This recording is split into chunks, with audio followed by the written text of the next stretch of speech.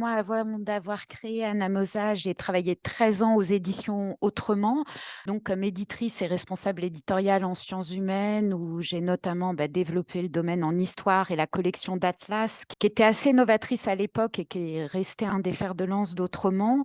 Et donc, Anamosa, c'est une maison que j'ai créée et que je dirige, qui a aujourd'hui 7 ans. Alors, on n'est pas sur le mode paquebot comme Gallimard, plutôt sur le mode barque, dans le sens où il faut ramer quand même. Et j'aime beaucoup la formule du libraire que vous avez cité, Philippe, les sciences humaines comme construction personnelle. C'est valable pour les libraires, mais c'est valable aussi pour les éditeurs. Enfin, moi, c'est le fruit de tout mon parcours. Donc, je la reprends volontiers à mon compte parce qu'elle dit aussi quelque chose d'Anamosa. Et donc, Anamosa publie des sciences humaines.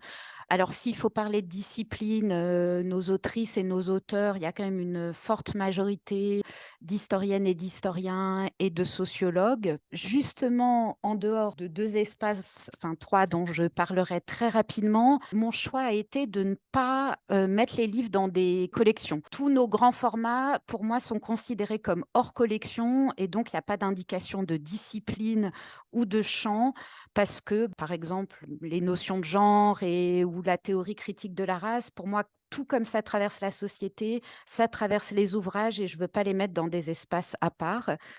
Et donc, pour finir, les trois espaces un peu différents et identifiés autrement, c'est donc la collection Le mot est faible, des petits formats à 9 euros, notre future collection de poche dont je parlerai plus tard, et un espace revue, parce que là aussi, la particularité, c'est d'avoir, dès l'année de création, à savoir en 2016, lancé d'abord deux revues, qui étaient vraiment de la création, une revue de musique Delta T qui est en sommeil après 5 numéros parce que on n'a pas réussi à trouver le bon espace en librairie. La revue Sensibilité qui prend vraiment sa place, qui est une revue de sciences humaines et sociales avec désormais un numéro par an. C'est pareil, on avait commencé avec un rythme semestriel, mais c'était un peu trop lourd à gérer tant pour les chercheuses et les chercheurs avec lesquels je travaille que pour moi. Et depuis l'année dernière, on a récupéré en édition et diffusion une revue qui existait déjà, qui a un numéro par an, qui s'appelle la Revue d'histoire de l'enfance irrégulière. L'enfance étant, entre autres, un des champs présents dans le catalogue. Donc, ça avait du sens.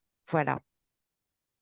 Très bien, merci pour cette présentation. Et là, je reprendrai un peu ce que disait aussi Philippe tout à l'heure, je n'ai plus la formule exacte, mais qui disait à un moment, in fine, il faut bien que nous, libraires, nous rangions les livres. On aura la table ronde des libraires juste après. Et on voit le grand schisme qui s'opère entre les éditeurs qui ont un plaisir immense à faire des livres transversaux qui recoupent les disciplines et le libraire ensuite qui doit bien trouver une place et un rangement que lui-même comprendra et que ses collègues comprendront, ce qui est jamais une mince affaire.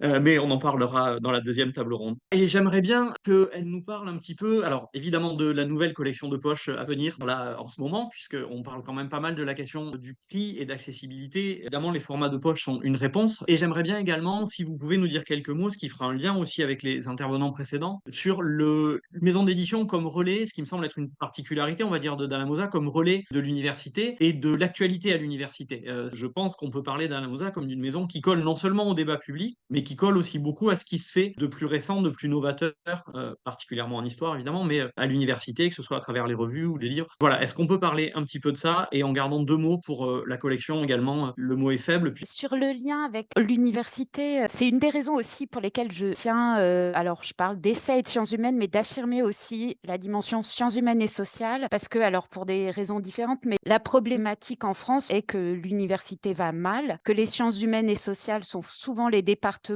dont on va couper les budgets, parce que ce sont des disciplines, des matières moins utiles à l'économie directement. Donc c'est aussi important de défendre les sciences humaines et sociales. Il y a quelques années, au Japon, certaines universités fermaient les départements de sciences humaines et sociales car non utiles immédiatement à la société. Donc c'est une chose importante. Être proche aussi de l'université, c'est aussi aller manifester avec nos auteurs et nos autrices quand il y a des lois justement de programmation de la recherche, comme il y a eu il y a quelques années, qui mettent en péril justement le temps qu'ils peuvent avoir pour faire de la recherche, pour faire très vite. Et pour entrer peut-être plus dans le travail quotidien, c'est suivre des travaux au long cours. Donc, je peux m'appuyer sur quelques ouvrages, mais par exemple, nous, on a publié plusieurs livres qui ne sont pas l'adaptation d'habilitation à diriger des recherches HDR, comme on dit en France, mais qui sont issus de plusieurs années de travail et d'accompagnement en fait de la chose en parallèle. Penser un livre d'une part et un travail académique d'autre part pour l'autrice et l'auteur. Là, je pense en particulier au livre de l'historienne Manon Pignot, L'appel de la guerre des adolescents au combat. Et en fait, parfois, pour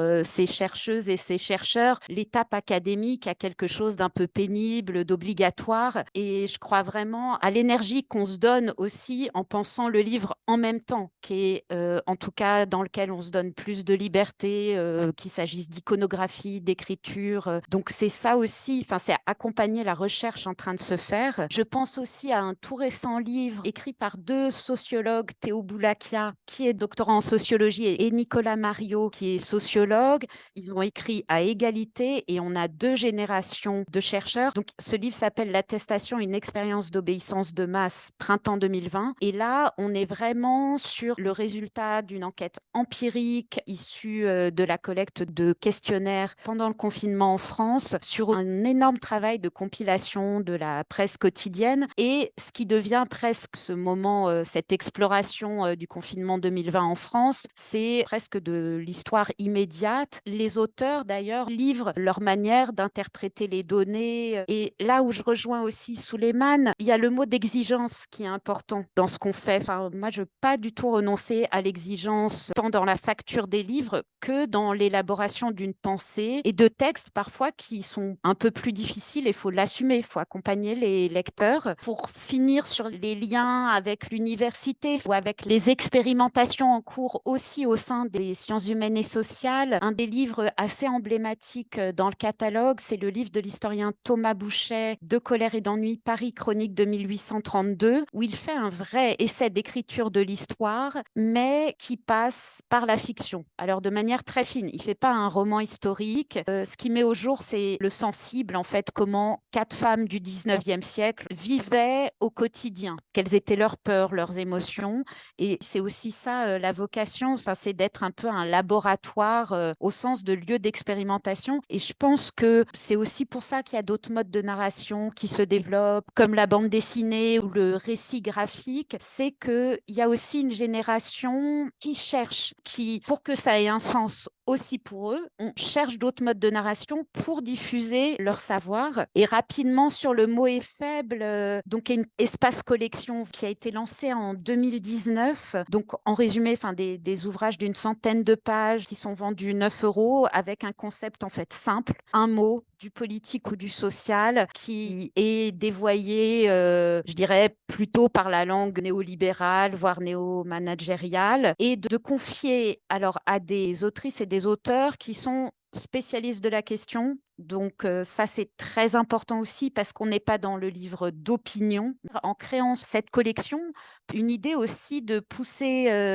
nos autrices et nos auteurs à aller vers une autre forme d'écriture. Pour un universitaire ou une universitaire, ne serait-ce que de lui dire d'écrire juste 90 000 signes sans note de bas de page, c'est déjà super audacieux et c'est déjà une autre forme d'écriture. Mais il y a ça et la volonté par le format, par le petit nombre de pages et par le prix, c'est bien entendu que ce soit le plus accessible possible, de toucher, comme disait Sophie aussi, nos lectrices et nos lecteurs de demain, les enseignants du secondaire. Enfin, ça, je sais qu'elle commence à toucher en fait les enseignants de première et de terminale. Et puis, je dis donc un mot de cette fameuse nouvelle collection poche. En fait, donc, ils seront disponibles le 7 décembre. On lance, nous, notre propre collection de poche pour accueillir en fait des ouvrages de notre fonds qui sont importants tant par les auteurs, qui sont des auteurs maison avec lesquels je continue à travailler, que en tant tant que tel et parce que, là encore, Gaston Gallimard l'avait écrit, ce qui fait la richesse d'un éditeur, d'une maison d'édition, c'est son fond. Donc,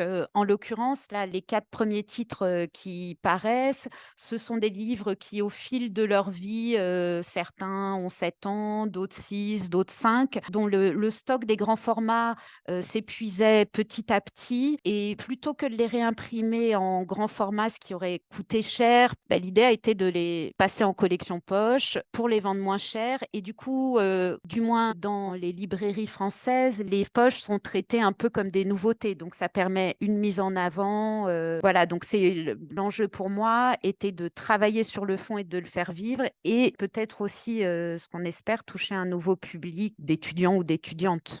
Voilà. C'était parfait. Merci pour ce tour d'horizon.